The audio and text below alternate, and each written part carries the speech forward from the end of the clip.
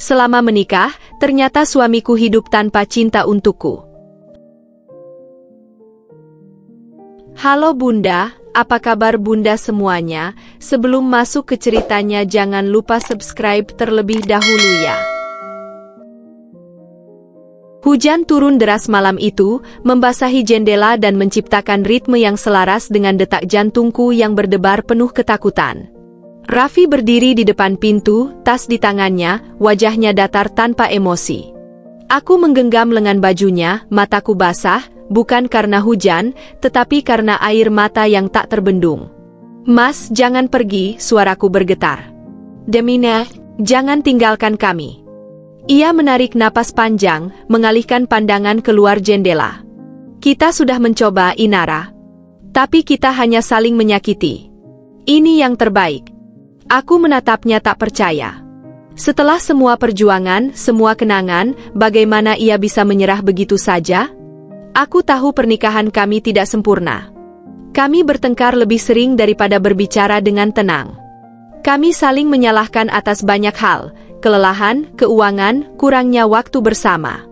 Namun, bukankah semua pasangan mengalami itu? Bukankah cinta seharusnya membuat kita bertahan? Aku masih mencintaimu, Mas, kataku nyaris berbisik. Ia menghela napas panjang, jemarinya mengepal erat di sisi tubuhnya. Aku tahu. Tapi cinta saja tidak cukup. Kata-kata itu menghantamku lebih keras daripada suara guntur di luar sana. Aku terisak, mencoba mencari alasan agar ia tetap tinggal. Bagaimana dengan Nia? Dia butuh ayahnya. Untuk pertama kalinya sejak percakapan ini dimulai, ada keraguan di wajahnya. Aku menangkapnya, seberkas rasa bersalah yang melintas di matanya. Tapi itu hanya sesaat. Aku akan tetap menjadi ayahnya, katanya lirih. Tapi aku tidak bisa terus berpura-pura bahagia, Inara. Aku lelah. Aku menggigit bibir, menahan isakan. Lelah? Aku juga lelah. Tapi aku tidak menyerah. Hujan makin deras, bisikku. Tunggu sebentar. Jangan pergi sekarang. Raffi menatapku, lalu menatap pintu di belakangnya. Aku berharap ia akan meletakkan tasnya, duduk, dan membicarakan ini lagi denganku. Tapi sebaliknya, ia melangkah mundur. Sampaikan maafku pada Nia, katanya sebelum membuka pintu dan melangkah keluar. Aku melangkah cepat ke ambang pintu, melihat punggungnya menjauh di bawah hujan yang mengguyur. Hatiku menjerit, ingin berlari dan menariknya kembali. Tapi kakiku terasa berat, seakan dunia telah menghukumku untuk tetap diam di tempat. Kilatan petir menyambar langit, menerangi sosoknya yang perlahan menghilang di ujung jalan. Aku berdiri di sana, membiarkan hujan membasahi tubuhku, membiarkan kesedihan meresap ke dalam pori-poriku. Aku baru menyadari, cinta memang tidak selalu cukup untuk membuat seseorang tetap tinggal. Kepergian Raffi meninggalkan kehampaan yang menyesakkan. Malam itu, aku terduduk di lantai ruang tamu, bersandar pada sofa yang dingin. Hujan masih turun di luar, gemuruhnya menggema dalam sunyi yang merayap di dalam rumah. Di pangkuanku, selembar kertas putih dengan tulisan yang mencerminkan akhir dari segala yang pernah kami bangun bersama, surat cerai. Tanganku gemetar saat jemariku menyentuh permukaannya. Seolah-olah dengan menyentuhnya, aku benar-benar mengakui bahwa semuanya telah berakhir. Bahwa Raffi tidak akan kembali. Bahwa aku kini benar-benar sendirian. Matahari akan terbit esok hari, tetapi tanpa Raffi di sisiku. Dunia luar mungkin tidak berubah, tetapi duniaku runtuh begitu saja dalam semalam. Di kamar, Nia tertidur pulas, tidak menyadari bahwa keluarganya baru saja hancur. Aku memandangi pintu kamarnya yang tertutup, membayangkan betapa sulitnya menjelaskan ini padanya besok pagi. Bagaimana aku harus mengatakan bahwa ayahnya tidak akan pulang? Bahwa sejak malam ini, hanya ada aku dan dia? Aku meremas surat itu tanpa sadar, ingin merobeknya, ingin menyangkal kenyataan ini. Tapi untuk apa? Apakah merobeknya akan mengubah keputusan Raffi? Tidak. Dia sudah memilih jalannya, meninggalkan aku dengan segudang pertanyaan yang tidak akan pernah terjawab. Pikiran itu membawaku pada kenangan bertahun-tahun lalu, saat Raffi melamarku di sebuah kafe kecil di pinggir kota. Dia tampak begitu gugup, suaranya bergetar ketika mengucapkan janji untuk selalu bersamaku. Aku ingat betapa bahagianya kami saat itu, begitu percaya bahwa cinta akan cukup untuk melewati semua badai. Tapi nyatanya, cinta saja tidak pernah cukup. Aku menghela napas panjang, menatap langit-langit dengan mata yang mulai mengabur oleh air mata. Apakah ini salahku? Apakah aku terlalu menuntut? Terlalu keras kepala? Terlalu sibuk menjadi istri dan ibu sampai lupa bagaimana menjadi seorang kekasih? Atau mungkin, aku tidak pernah cukup baik untuknya? Pertanyaan-pertanyaan itu berputar di kepalaku, menyiksa lebih dari rasa sepi yang melingkupiku. Aku ingin menyalahkan Raffi, tapi sebagian diriku juga tahu bahwa kami berdua sama-sama gagal. Pernikahan kami penuh luka, penuh kata-kata yang tak seharusnya diucapkan, penuh pertengkaran yang meninggalkan bekas. Aku menunduk, menatap surat cerai yang kini kusut dalam genggamanku. Aku bisa saja menunda menandatanganinya, menggantungkan harapan bahwa Raffi akan berubah pikiran. Tapi untuk apa? Aku tidak ingin hidup dalam bayang-bayang penantian yang sia-sia. Aku harus menghadapi kenyataan, betapapun perihnya. Di luar, hujan mulai mereda, menyisakan suara tetesan yang jatuh dari atap. Aku merasakan dinginnya malam menusuk kulitku, tetapi lebih dari itu, aku merasakan kehampaan yang jauh lebih dalam dari sekadar udara dingin. Aku ingin menangis lebih lama, ingin meratap hingga perasaan ini habis. Tapi aku tahu, besok aku harus bangun dan melanjutkan hidup. Aku menoleh ke arah kamar Nia, suara napas lembutnya terdengar samar. Aku tahu satu hal yang pasti, aku tidak boleh hancur. Aku tidak bisa membiarkan kesedihan ini menelanku bulat-bulat, karena aku masih memiliki Nia. Aku masih punya seseorang yang membutuhkan aku untuk tetap berdiri. Dengan tangan yang masih gemetar, aku mengambil pena yang tergeletak di meja. Aku menarik napas dalam-dalam, berusaha mengumpulkan keberanian yang tersisa. Aku menekan ujung pena ke kertas, menuliskan namaku di tempat yang telah disediakan. Begitu tanda tanganku tergores di sana, rasanya seperti menuliskan akhir dari satu bab dalam hidupku. Aku menutup mata sejenak, membiarkan perasaan itu mengalir. Tidak ada lagi jalan untuk kembali. Aku telah memilih untuk melangkah maju, betapapun sulitnya. Aku harus bertahan, bukan untukku, tapi untuk Nia. Karena sejak malam ini, hanya aku yang tersisa untuknya. Pagi pertama setelah kepergian Raffi terasa lebih sunyi dari biasanya. Aku bangun lebih awal dari Nia, duduk di meja makan dengan segelas teh yang sudah dingin. Tatapanku kosong menatap dinding, memikirkan banyak hal yang belum tahu bagaimana cara menyelesaikannya. Keuangan kami tidak lagi stabil, sementara kebutuhan hidup terus berjalan. Aku tidak bisa hanya duduk dan meratapi nasib. Aku harus mencari pekerjaan. Hari itu juga, aku pergi dari satu toko ke toko lain, menyerahkan lamaran kerja dengan harapan kecil yang kugenggam erat. Aku tidak punya banyak pengalaman kerja, karena selama ini aku hanya menjadi ibu rumah tangga. Tapi aku tidak bisa menyerah. Aku harus mendapat pekerjaan, apapun itu. 2 minggu berlalu tanpa kepastian. Setiap panggilan telepon yang kutunggu tak kunjung datang. Aku mulai merasa putus asa, tetapi aku tidak boleh berhenti. Aku kembali mencari pekerjaan, hingga akhirnya aku mendapat kesempatan sebagai kasir di sebuah minimarket kecil di pinggir kota.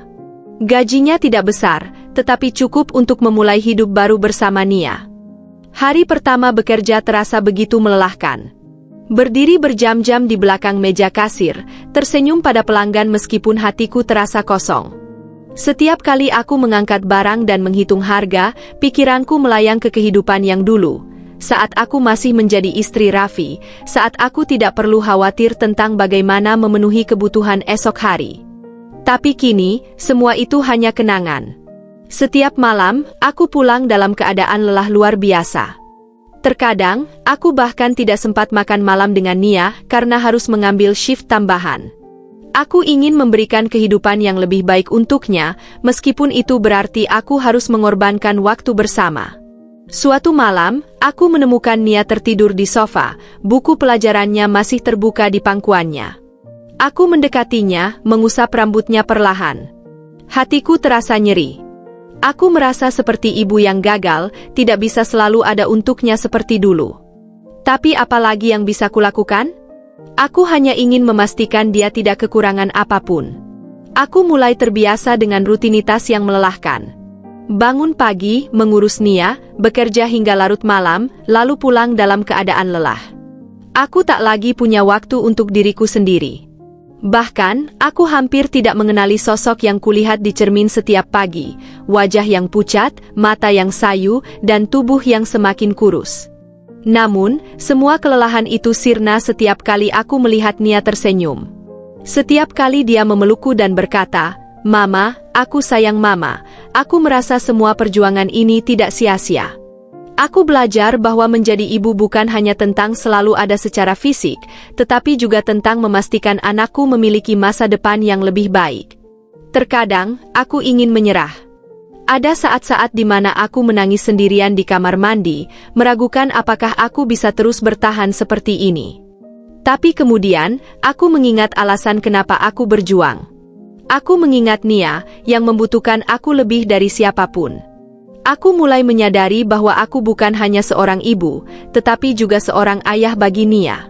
Aku harus mengisi kekosongan yang ditinggalkan Raffi, harus menjadi tempat bergantung baginya, harus menjadi sosok yang kuat meskipun aku sendiri rapuh.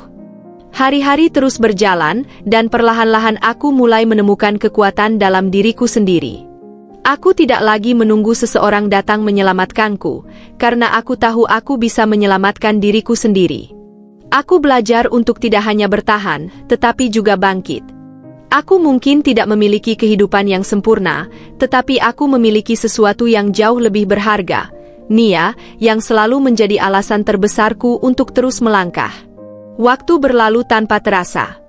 Hari-hariku masih dihabiskan di balik meja kasir minimarket, menghitung uang kembalian, menyapa pelanggan dengan senyum lelah, dan pulang larut malam dalam keadaan nyaris kehabisan tenaga.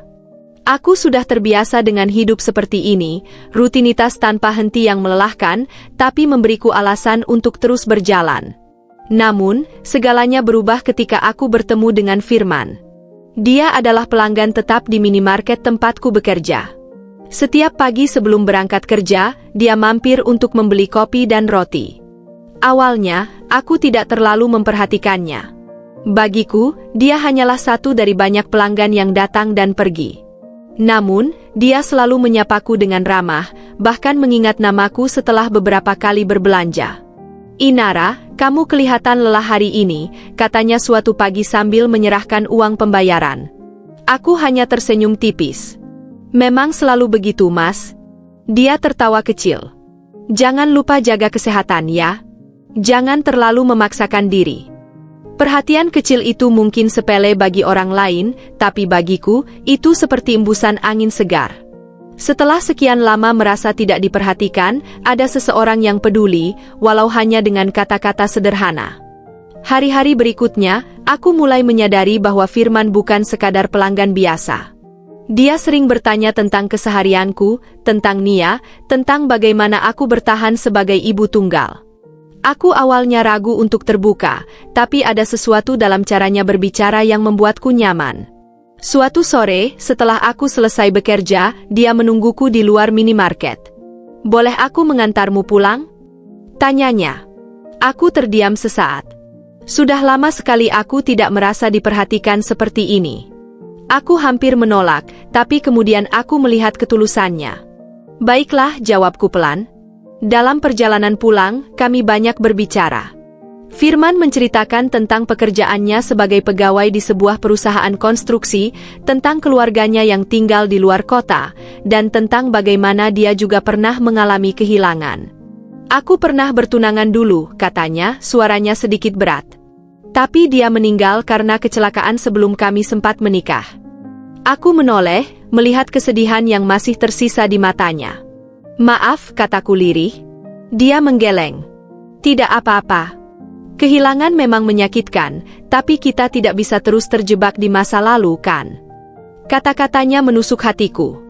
Aku menyadari bahwa aku juga masih hidup dalam bayang-bayang perpisahan dengan Raffi. Aku bertahan, tapi aku tidak benar-benar mencoba untuk melangkah maju. Sejak malam itu, Firman semakin sering hadir dalam hidupku. Dia tidak pernah memaksakan diri, hanya menawarkan bantuan ketika aku membutuhkannya. Ketika Nia sakit, dia datang membawakan obat dan makanan. Ketika aku kelelahan, dia mengingatkanku untuk istirahat. Aku mulai menyukai kehadirannya. Tapi bersamaan dengan itu, aku juga merasa takut. Takut jika aku terlalu bergantung. Takut jika ini hanya kebahagiaan sementara yang akan kembali berujung pada luka. Namun, saat Firman melamarku, aku dihadapkan pada pilihan besar. Aku bisa terus hidup dalam ketakutan, atau aku bisa mencoba memberi diriku kesempatan untuk bahagia. Aku menatap cincin di tangan Firman dengan perasaan bercampur aduk. Ada rasa ragu yang menyelinap di hatiku, rasa takut yang menjerat pikiranku. Pernikahan bukan sekadar janji untuk bersama, tetapi juga komitmen untuk menerima dan bertahan dalam segala keadaan. Aku pernah gagal dalam hal itu, dan luka dari kegagalan itu masih terasa jelas. Nia butuh sosok ayah, kata Firman dengan lembut, seakan memahami kebimbangan yang berkecamuk dalam benakku. Dan aku ingin menjadi bagian dari hidup kalian, bukan hanya sebagai teman, tapi sebagai seseorang yang bisa kau andalkan. Aku menggigit bibir, menatap mata Firman yang penuh ketulusan. Aku tahu dia pria yang baik, lebih sabar dibandingkan Raffi, lebih peduli terhadap perasaanku. Tapi aku juga tahu bahwa cinta saja tidak cukup untuk membuat pernikahan bertahan. Butuh waktu bagiku, kataku akhirnya, memilih kata-kata dengan hati-hati. Aku takut mengulang kesalahan yang sama. Firman tersenyum, tidak menunjukkan tanda-tanda kecewa. Aku tidak meminta jawaban sekarang, Inara. Aku hanya ingin kau tahu bahwa aku serius. Waktu berlalu, dan aku mulai membuka hatiku perlahan-lahan. Firman bukan tipe pria yang mendesak, dia membiarkanku memutuskan sendiri kapan aku siap. Dia tetap ada, selalu menemani di saat aku membutuhkannya, tanpa menuntut lebih. Setelah berbulan-bulan menimbang, akhirnya aku menerima lamarannya. Bukan karena aku ingin melupakan masa lalu, tetapi karena aku ingin memberi diriku kesempatan untuk bahagia lagi. Aku ingin percaya bahwa aku masih bisa membangun keluarga yang utuh, meski dengan orang yang berbeda. Pernikahan kami berlangsung sederhana, hanya dihadiri keluarga dan beberapa teman dekat. Tidak ada pesta besar atau perayaan mewah, hanya sebuah janji baru yang diucapkan di hadapan orang-orang yang menyayangi kami. Aku melihat Nia tersenyum bahagia saat aku dan Firman mengucapkan ikrar pernikahan. Aku berharap kebahagiaan ini akan bertahan selamanya. Awalnya, segalanya berjalan lancar. Firman adalah suami yang penuh perhatian, seorang ayah yang berusaha mengenal Nia dengan sabar. Dia membantuku mengurus rumah, mendukungku dalam pekerjaanku, dan selalu memastikan bahwa aku tidak kelelahan seperti dulu. Namun, seiring waktu, keadaan mulai berubah. Firman semakin sibuk dengan pekerjaannya, sering pulang larut malam, dan kadang pergi sebelum aku sempat mengucapkan selamat pagi. Awalnya, aku memahami bahwa dia sedang membangun karirnya, bahwa dia ingin memberikan kehidupan yang lebih baik untuk kami. Tapi lama-kelamaan, aku mulai merasa sendirian lagi. Makan malam yang dulu selalu kami nikmati bersama, kini sering kulalui hanya dengan Nia. Percakapan yang dulu hangat, berubah menjadi obrolan singkat yang penuh dengan jawaban singkat seperti nanti atau aku lelah. Aku mencoba mengerti, tapi ada rasa sakit yang mulai tumbuh di hatiku.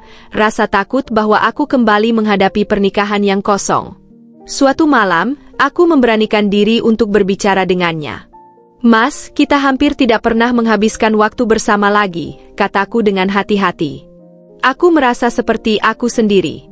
Firman menghela napas panjang, menyandarkan kepalanya ke sofa. Aku hanya sibuk, Inara. Aku melakukan ini untuk kita. Aku tahu, jawabku pelan. Tapi aku butuh lebih dari sekadar nafkah, Mas. Aku butuh kehadiranmu. Dia tidak langsung menjawab. Hanya diam, menatap layar ponselnya seolah-olah lebih penting daripada kata-kataku. Aku menunggu, berharap dia akan menoleh dan meyakinkanku bahwa aku salah, bahwa dia masih ada untukku. Tapi dia hanya mengangguk, tanpa benar-benar mendengar. Malam itu, aku tidur dengan perasaan yang tak bisa kujelaskan. Ada sesuatu dalam hatiku yang mulai runtuh, perlahan, tanpa suara. Aku mencintai Firman, tetapi aku tidak tahu apakah cinta saja cukup untuk mengatasi jarak yang mulai tumbuh di antara kami. Hari-hari berlalu, dan aku semakin terbiasa dengan kesepian. Aku bangun lebih awal dari Firman, menyiapkan sarapan yang seringkali tidak disentuhnya karena dia terlalu sibuk berangkat kerja. Nia pun semakin besar, mulai sibuk dengan sekolah dan teman-temannya. Aku seolah menjadi bayangan di rumah sendiri, hanya bergerak untuk memastikan semuanya berjalan, tetapi tidak benar-benar terlihat oleh siapapun. Aku bekerja lebih keras dari sebelumnya, bukan hanya karena kebutuhan finansial, tetapi juga untuk mengalihkan pikiranku. Aku mengambil shift tambahan di minimarket, sering pulang larut malam dengan tubuh yang nyaris roboh karena kelelahan. Aku tidak ingin pulang terlalu cepat, karena rumah sudah kehilangan kehangatan yang dulu aku harapkan dari pernikahan ini. Firman semakin jarang berbicara denganku. Setiap kali aku mencoba memulai percakapan, jawabannya hanya singkat atau bahkan hanya gumaman tanpa benar-benar memperhatikanku. Aku tahu pekerjaannya berat, tapi apakah sesulit itu untuk sekadar menanyakan kabarku? Apakah sesulit itu untuk menyadari bahwa aku juga kelelahan? Aku mulai merasa seperti hantu di dalam rumahku sendiri. Aku yang dulu berharap mendapatkan kebahagiaan baru, kini justru kembali ke titik di mana aku merasa sendirian meskipun ada seseorang di rumah. Hanya saja, kali ini lebih menyakitkan, karena aku telah membuka hatiku lagi, dan rasanya, hatiku kembali dibiarkan kosong. Suatu malam, saat aku pulang dari minimarket, aku merasakan tubuhku lebih lelah dari biasanya. Kepalaku berdenyut, pandanganku berkunang-kunang. Aku ingin segera mandi dan beristirahat, tetapi bahkan langkah menuju kamar terasa begitu berat. Aku melewati ruang tamu, melihat Firman duduk di sofa dengan mata terpaku pada layar ponselnya. Aku mencoba memanggilnya, tapi suaraku terdengar lemah. Aku ingin mengatakan bahwa aku merasa tidak enak badan, bahwa aku butuh dia. Namun, sebelum kata-kata itu keluar, kepalaku terasa semakin berat, dan dalam sekejap, semuanya menjadi gelap. Ketika aku sadar, aku sudah berbaring di sofa, dengan Firman berdiri di sampingku. Wajahnya tampak bingung, tetapi tidak ada kepanikan yang kuharapkan. Aku mencoba bangun, tetapi tubuhku masih terlalu lemah. "Kamu pingsan," kata Firman datar. "Kenapa nggak bilang kalau kamu nggak enak badan?" Aku tertawa kecil, meski suaraku terdengar getir. "Aku bahkan nggak yakin kamu bakal dengar kalau aku bilang." Firman tidak menjawab. Aku melihat matanya yang masih terpaku pada ponselnya, sesekali mengetik sesuatu. Aku ingin marah, ingin menumpahkan semua rasa sakit yang telah kupendam selama ini, tapi aku terlalu lelah, baik secara fisik maupun emosional. "Nia mana?" tanyaku pelan. "Di kamar." "Dia tidur lebih awal," jawabnya singkat. Aku mengangguk, menahan air mata yang hampir jatuh. Aku ingin percaya bahwa Firman peduli, bahwa dia masih memiliki rasa sayang untukku, tetapi dari caranya menatapku, aku tahu, aku tidak lagi menjadi prioritas dalam hidupnya. Malam itu, aku berbaring di sofa, membiarkan kesunyian menyelimuti. Aku berpikir tentang perjalanan panjang yang telah kulalui, tentang bagaimana aku berusaha keras untuk membangun kembali hidupku setelah kehilangan Raffi. Aku pernah percaya bahwa Firman adalah jawabannya, bahwa dia adalah awal yang baru untukku dan Nia. Namun, semakin lama, aku menyadari bahwa aku hanya berpindah dari satu kesepian ke kesepian lainnya. Aku tidak tahu mana yang lebih menyakitkan, ditinggalkan oleh seseorang yang mengakui bahwa dia tidak ingin bersamaku lagi, atau diabaikan oleh seseorang yang seharusnya tetap ada di sisiku. Aku memejamkan mata, membiarkan air mata mengalir tanpa suara. Aku tidak ingin Firman melihatku menangis. Aku tidak ingin dia tahu betapa rapuhnya aku saat ini. Karena jika dia peduli, dia seharusnya sudah menyadarinya sejak lama. Malam semakin larut, dan aku masih terbaring tanpa bisa tidur. Di ruangan yang sama, Firman masih duduk di sofa, tetapi rasanya kami terpisah begitu jauh. Aku bertanya-tanya, sampai kapan aku bisa bertahan seperti ini? Berapa lama lagi aku harus menjalani pernikahan yang terasa seperti beban? Waktu terus berjalan, meninggalkan jejaknya pada setiap sudut kehidupanku. Nia tumbuh semakin besar, dan aku mulai menyadari bahwa ia bukan lagi anak kecil yang selalu membutuhkan pelukanku di malam hari. Kini, dia lebih sering menghabiskan waktu di kamar, tenggelam dalam buku-bukunya, atau sibuk dengan tugas sekolah. Aku bangga padanya. Di tengah semua keterbatasan yang kami hadapi, dia tumbuh menjadi anak yang cerdas dan mandiri. Dia tidak pernah mengeluh meski tahu ibunya harus bekerja keras untuk menghidupinya. Namun, ada sesuatu yang mengganjal di hatiku, sebuah ketakutan yang semakin hari semakin besar. Aku takut kehilangan tempat dalam hidupnya. Dulu, Nia selalu menceritakan semua hal padaku, dari teman-temannya di sekolah hingga mimpi-mimpi kecilnya tentang masa depan. Tapi kini, dia mulai menutup diri.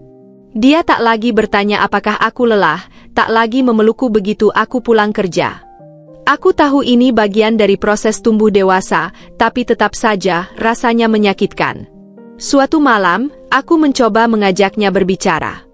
Kami duduk di meja makan setelah makan malam, aku menatapnya yang sibuk dengan ponselnya.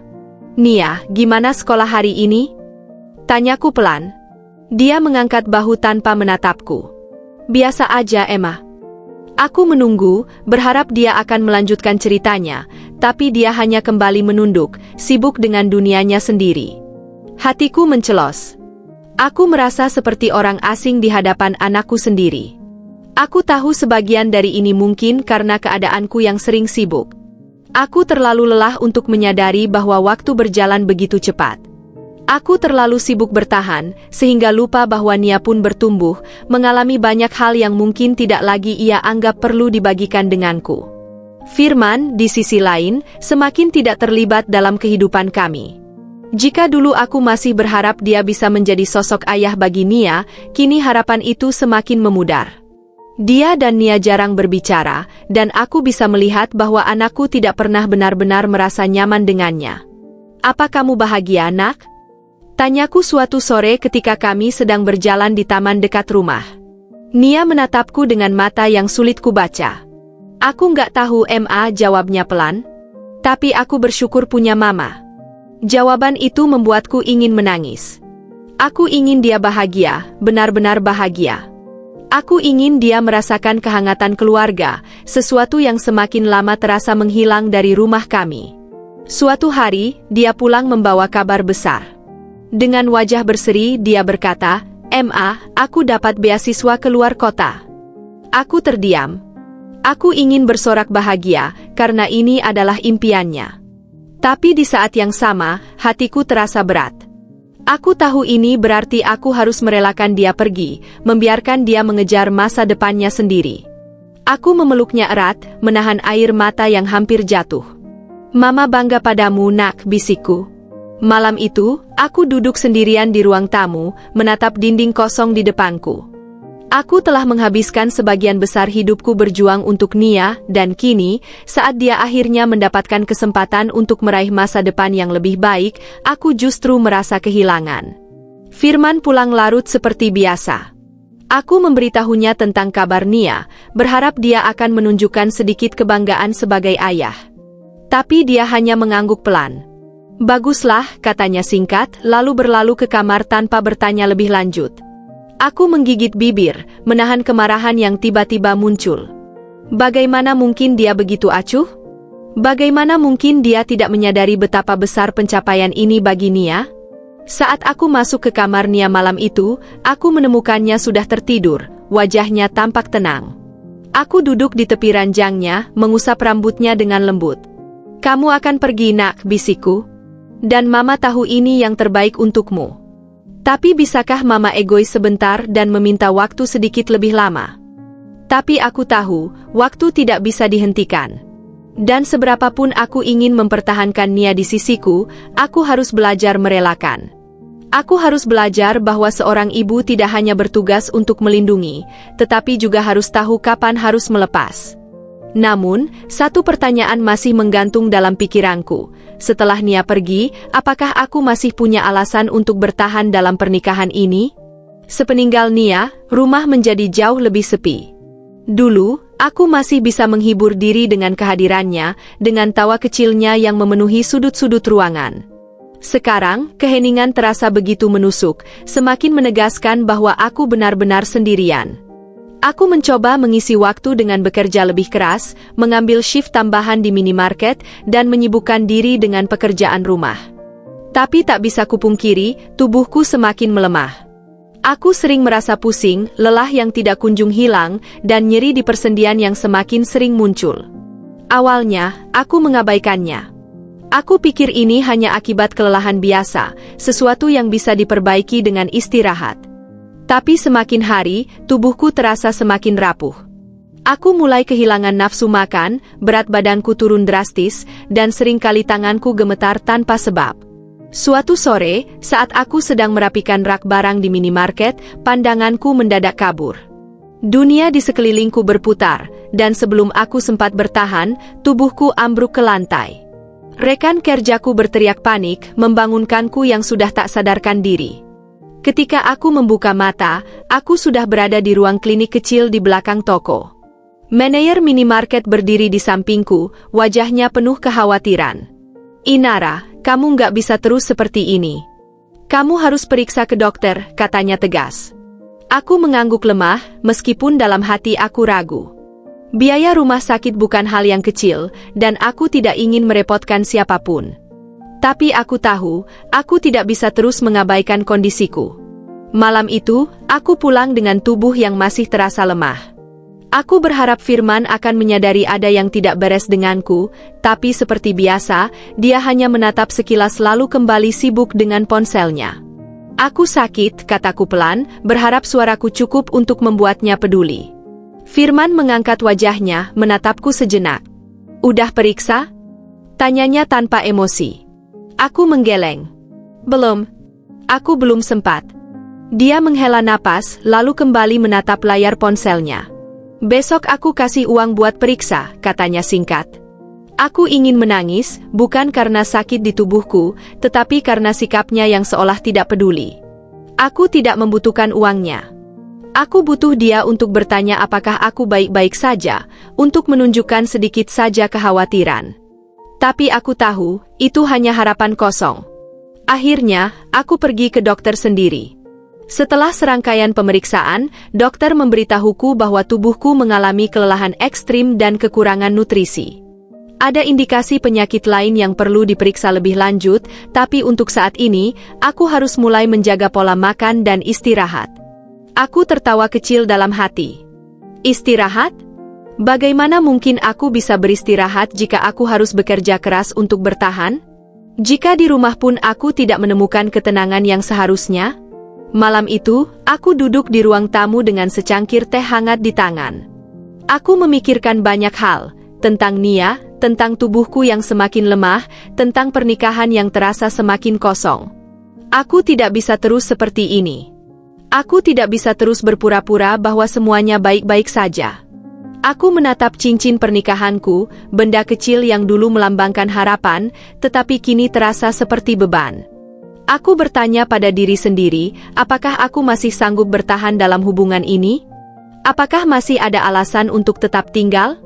Aku ingin berbicara dengan Firman, ingin mengatakan bahwa aku tidak baik-baik saja, bahwa aku butuh dia lebih dari sekadar penyedia nafkah. Tapi ketika aku melihatnya duduk di sofa dengan ekspresi dingin yang sama seperti biasanya, keberanian itu menguap begitu saja. Akhirnya, aku hanya menarik napas panjang, menahan air mata yang hampir jatuh. Aku tahu satu hal dengan pasti, waktu untuk bertahan sudah hampir habis. Aku terbaring di tempat tidur, menatap langit-langit kamar yang terasa semakin menekan. Tubuhku lelah, pikiranku penuh dengan kegelisahan. Aku tidak tahu apakah ini hanya kelelahan biasa atau tanda bahwa tubuhku benar-benar menyerah. Yang jelas, aku merasakan sesuatu yang berbeda. Rasa sakit yang semakin sering datang, seolah-olah tubuhku mulai protes atas semua yang telah kujalani. Aku mencoba memejamkan mata, berharap bisa tidur dan melupakan semuanya, tapi kepalaku terus dipenuhi pikiran tentang masa lalu. Tentang bagaimana aku pernah bermimpi memiliki keluarga bahagia. Tentang bagaimana aku berharap pernikahanku dengan Firman bisa menjadi awal yang baru. Tapi kini, semua itu terasa seperti mimpi yang perlahan memudar. Firman masih belum menunjukkan kepeduliannya. Malam-malamnya masih dihabiskan di depan layar ponselnya atau di luar rumah, entah dengan siapa. Aku ingin marah, ingin berteriak, tapi apa gunanya? Aku terlalu lelah untuk berdebat. Sampai suatu malam, aku pingsan lagi, kali ini di dapur, saat sedang menyiapkan makan malam.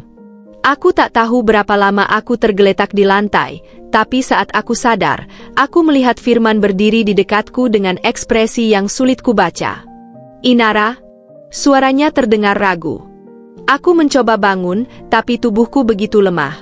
Firman akhirnya membantuku duduk, sesuatu yang sudah lama tak kulihat darinya, sedikit kepedulian. "Kamu tidak apa-apa? Atau sakit kamu semakin parah?" Tanyanya, untuk pertama kalinya terdengar sedikit khawatir. Aku tersenyum pahit. "Kamu baru bertanya sekarang?" Dia terdiam. Aku bisa melihat ketidaknyamanan di wajahnya, seolah-olah dia baru menyadari sesuatu yang seharusnya sudah dia sadari sejak lama. Aku tahu tubuhku semakin melemah. Aku tahu aku tidak bisa terus mengabaikan keadaanku. Tapi lebih dari itu, aku tahu bahwa aku sudah lelah berjuang sendirian dalam pernikahan ini. "Aku nggak baik-baik saja, Mas," kataku pelan. "Aku sakit. Dan aku capek." Firman menatapku lama, lalu akhirnya menunduk. Untuk pertama kalinya dalam waktu yang lama, dia terlihat seperti seseorang yang benar-benar merasa bersalah. "Aku minta maaf," katanya lirih. Aku ingin tertawa, ingin menanyakan apa yang sebenarnya dia sesali. Apakah dia menyesali bahwa aku sakit? Ataukah dia menyesali bahwa dia tidak menyadarinya lebih awal? Tapi aku terlalu lelah untuk bertanya. "Aku tahu aku udah banyak salah," lanjutnya. "Aku terlalu sibuk sama kerjaan, sama pikiranku sendiri. Aku nggak pernah benar-benar lihat kamu ya." Aku menatapnya dengan mata yang mulai berkaca-kaca. "Iya, Mas. Kamu nggak pernah lihat aku. Ada keheningan di antara kami." Aku bisa merasakan sesuatu yang berubah dalam dirinya, penyesalan yang mungkin tulus, tapi mungkin juga terlambat. "Aku bakal berubah," katanya, suaranya terdengar penuh tekad. Aku ingin percaya, sungguh. Tapi aku sudah terlalu sering kecewa. Aku tahu kata-kata tidak selalu diikuti dengan tindakan. Malam itu, Firman lebih banyak diam. Aku bisa merasakan dia ingin mencoba lebih dekat, ingin menunjukkan bahwa dia peduli, tapi aku tidak bisa langsung menerimanya begitu saja. Luka yang sudah terlalu dalam tidak bisa sembuh hanya dengan beberapa kata maaf. Ketika aku akhirnya berbaring di tempat tidur, aku berpikir tentang semua yang telah terjadi. Tentang bagaimana aku pernah mencintainya, pernah berharap dia akan menjadi seseorang yang bisa menopangku dalam hidup ini. Tapi sekarang, aku tidak yakin apakah masih ada tempat untuknya dalam hatiku. Firman menggenggam tanganku, sesuatu yang sudah lama tidak dia lakukan. "Aku akan berusaha," katanya pelan. Aku hanya menutup mata, membiarkan air mata mengalir perlahan. Aku tidak menjawab, karena aku sendiri tidak tahu apakah aku masih ingin dia berusaha atau tidak. Yang aku tahu, aku sudah terlalu lelah untuk berharap lagi. Malam itu, aku tidur dalam kegelisahan. Firman tertidur di sampingku, tangannya masih menggenggam tanganku seolah mencoba meyakinkanku bahwa dia benar-benar ingin berubah. Namun, di dalam hatiku, aku bertanya-tanya, apakah ini hanya sesaat? Apakah ini hanya karena dia merasa bersalah? Keesokan paginya, tubuhku terasa lebih lemah dari biasanya. Aku nyaris tidak memiliki tenaga untuk bangun dari tempat tidur. Saat mencoba berdiri, pandanganku berputar, dan aku terpaksa duduk kembali. Firman, yang baru keluar dari kamar mandi, melihatku dengan ekspresi khawatir. "Inara, kamu baik-baik saja?" tanyanya. Aku menghela napas, menatapnya dengan lelah. Aku merasa sangat lelah. Dia mendekat, duduk di sampingku. "Kita ke rumah sakit ya?" Aku menatapnya, mencoba membaca niatnya. Dulu, dia selalu acuh. Sekarang, dia tampak peduli. Tapi aku masih ragu, apakah ini benar-benar tulus atau hanya karena dia merasa bersalah. "Aku nggak mau dirawat, Mas," kataku pelan. "Aku cuma mau istirahat di rumah." Firman terdiam sejenak, lalu mengangguk. "Baik. Tapi kalau kamu makin lemah, kita harus ke rumah sakit. Aku nggak mau kehilangan kamu, Inara." Kata-katanya menusuk hatiku. Aku tersenyum tipis, tapi dalam hati aku bertanya-tanya, apakah dia benar-benar takut kehilanganku, ataukah dia baru menyadari betapa berharganya aku ketika aku hampir pergi? Hari-hari berikutnya, aku lebih banyak beristirahat. Firman mulai menunjukkan perubahan kecil. Dia lebih sering di rumah, lebih sering bertanya apakah aku butuh sesuatu, dan bahkan mulai menyiapkan makanan untukku. Tapi tetap saja, aku masih merasa kosong. Suatu malam saat kami duduk di ruang tamu, aku akhirnya bertanya, "Mas, kenapa sekarang? Kenapa baru sekarang kamu peduli?" Dia terdiam. Aku bisa melihat dia sedang mencari jawaban yang tepat. "Aku nggak tahu," katanya akhirnya. "Mungkin aku terlalu egois selama ini. Aku pikir selama aku memenuhi kebutuhan rumah, aku sudah melakukan tugasku. Tapi aku lupa kalau kamu butuh lebih dari sekadar uang. Kamu butuh aku." Aku menatapnya lama. "Iya, Mas. Aku butuh kamu. Tapi selama ini, aku merasa sendirian." Firman menggenggam tanganku erat. "Aku minta maaf, Inara. Aku nggak bisa mengubah masa lalu, tapi aku ingin memperbaiki yang tersisa. Tolong beri aku kesempatan." Aku menghela napas panjang. Aku ingin percaya. Aku ingin memberikan kesempatan itu. Tapi di sisi lain, aku tidak bisa mengabaikan kenyataan bahwa aku sudah terlalu lelah. Aku berjalan pelan ke arah Firman yang sedang duduk di balkon menatap langit. Aku duduk di sampingnya. "Apa kamu masih mencintaiku, Mas?" tanyaku akhirnya. Firman menoleh padaku, matanya penuh dengan emosi yang sulit kuartikan. "Aku selalu mencintaimu, Inara. Aku hanya butuh waktu lama untuk menyadarinya." Aku tersenyum pahit. Cinta itu bukan sekadar kata-kata. Cinta itu tindakan. Dan selama ini, aku nggak pernah benar-benar merasakannya. Firman menghela napas. "Aku tahu. Dan aku menyesal." Aku menatap langit malam, merasa beban di dadaku mulai berkurang. Aku tidak tahu apakah aku masih memiliki waktu untuk melihat perubahannya sepenuhnya, tapi satu hal yang ku tahu, aku telah memaafkannya. "Aku menerima permintaan maafmu, Mas," kataku pelan. "Tapi aku nggak tahu apakah aku masih punya tenaga untuk memperbaiki semuanya." Firman menggenggam tanganku. "Kita akan jalanin ini bersama, Inara. Aku janji." Aku menutup mata, membiarkan angin malam menyentuh wajahku. Aku tidak tahu bagaimana akhir dari perjalanan ini, tapi untuk pertama kalinya dalam waktu yang lama, aku merasa damai. Pagi itu, tubuhku terasa jauh lebih lemah dari biasanya. Tanganku gemetar saat mencoba meraih gelas di atas nakas. Aku ingin bangun, tetapi seluruh persendianku terasa kaku, seakan-akan tubuhku menolak untuk bergerak. Firman, yang sedang membereskan tempat tidur, buru-buru menghampiriku begitu melihat usahaku yang sia-sia. "Pelan-pelan, Inara," katanya sambil menopang tubuhku agar bisa duduk dengan nyaman. Firman tersenyum kecil, meskipun aku tahu ada kekhawatiran yang ia sembunyikan. "Kamu butuh banyak istirahat. Aku sudah buatkan bubur. Mau sekarang atau nanti?" Aku menggeleng pelan. "Nanti saja. Aku masih ingin duduk sebentar." Dia menarik kursi dan duduk di sampingku. Aku bisa merasakan kehadirannya yang berbeda dibanding dulu. Beberapa bulan terakhir, dia berubah, bukan hanya dalam kata-kata, tetapi dalam tindakan. Dia selalu ada di rumah, merawatku, memastikan aku tidak kekurangan apapun. "Mas Firman," panggilku pelan. "Haem?" Aku menatapnya dengan sisa tenaga yang kupunya. "Apa kamu menyesal?" Dia terdiam sejenak sebelum menjawab, "Aku menyesal karena aku terlambat sadar. Tapi aku nggak menyesal memilih untuk tetap di sini bersamamu." Aku mengangguk kecil. Setidaknya, meski hidup memberiku banyak luka, aku bisa merasakan bahwa akhirnya aku tidak sendirian lagi. Hari-hari berlalu dengan ritme yang sama. Aku lebih banyak berbaring, lebih sering dibantu untuk melakukan hal-hal kecil. Dulu, aku tidak suka merasa bergantung pada orang lain, tetapi kini aku tidak punya pilihan selain menerima kenyataan bahwa tubuhku semakin melemah. Firman semakin telaten merawatku.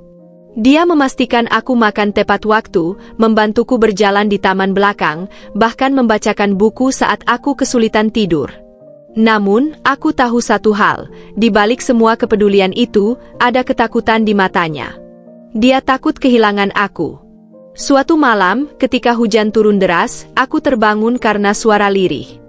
Aku menoleh ke samping dan melihat Firman duduk di lantai, bersandar pada tempat tidurku, wajahnya tersembunyi di balik kedua tangannya. Aku mengulurkan tangan dan menyentuh rambutnya. Mas, kenapa nangis? Dia terkejut, lalu dengan cepat menyeka wajahnya. Aku nggak nangis, jawabnya pelan. Aku tersenyum tipis. Jangan bohong. Aku tahu kamu takut. Dia menunduk, menghela napas panjang. Aku nggak bisa bayangin hidup tanpa kamu, Inara. Aku menggenggam tangannya dengan lemah. Kamu nggak akan kehilangan aku, Mas. Aku masih di sini, dan aku ingin kita jalani ini bersama, sebaik mungkin. Firman menatapku lama, lalu mengangguk. Aku janji, aku akan tetap di sini. Apapun yang terjadi, aku nggak akan pergi lagi. Aku percaya padanya. Meski tubuhku semakin lemah, aku tahu aku tidak lagi sendirian dalam menghadapi semua ini. Dan itu sudah lebih dari cukup. Pagi itu, aku membuka mata perlahan dan melihat Firman duduk di sampingku, menggenggam tanganku dengan erat. Ada senyum tipis di wajahnya, tetapi matanya tetap menyimpan kekhawatiran yang dalam. Kamu sudah bangun? Suaranya lembut, penuh perhatian. Aku mengangguk pelan.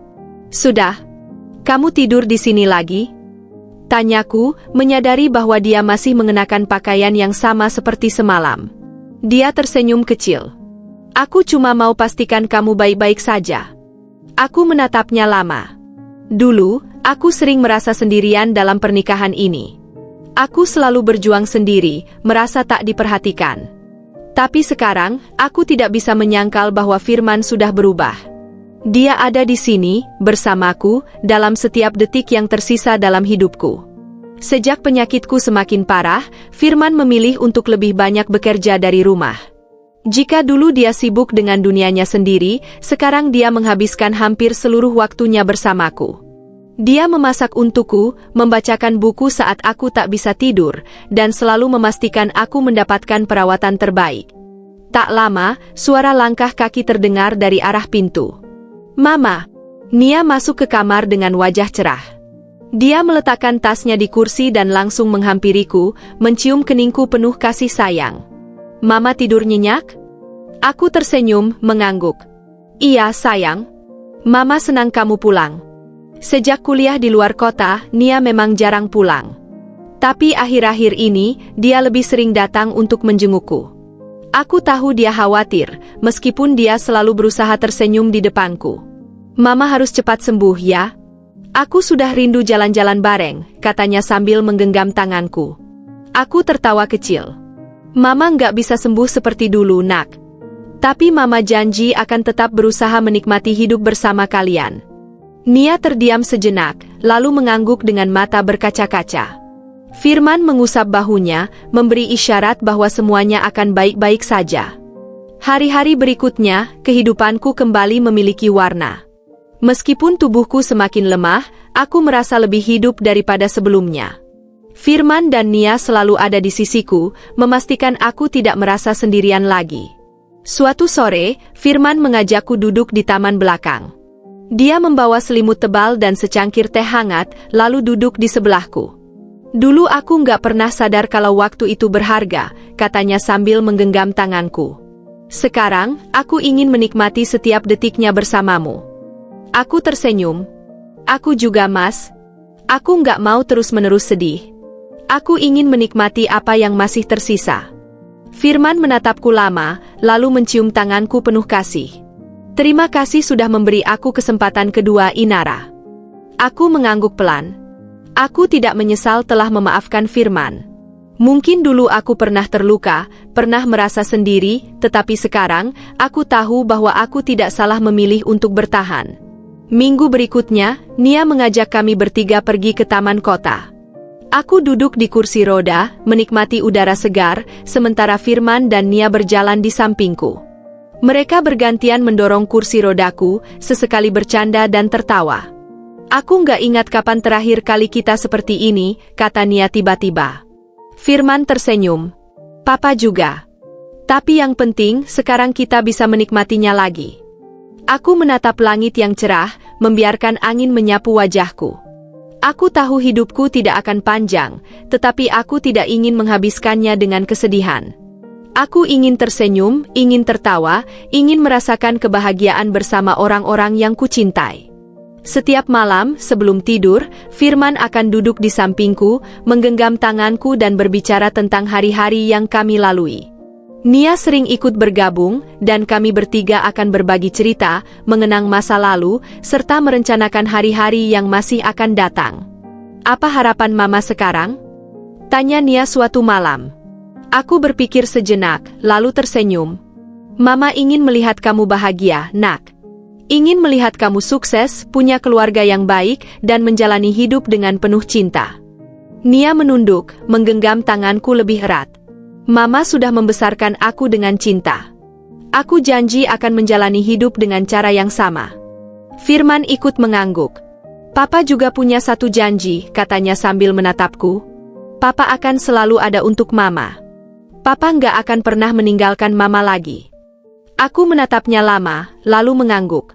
Aku percaya padanya. Mungkin kami tidak memiliki banyak waktu, tetapi aku tidak akan membiarkan ketakutan merusak kebahagiaan yang masih bisa kami rasakan bersama. Hidupku mungkin tidak sempurna, tapi sekarang aku merasa utuh. Aku tidak lagi merasa sendirian, tidak lagi merasa terabaikan. Aku memiliki Firman dan Nia di sisiku, dan itu sudah lebih dari cukup. Aku menutup mata, merasakan kehangatan dari tangan mereka yang menggenggamku. Aku tidak tahu berapa lama lagi aku punya waktu, tapi satu hal yang ku tahu, aku akan menjalani setiap hari dengan bahagia, selama aku masih bisa.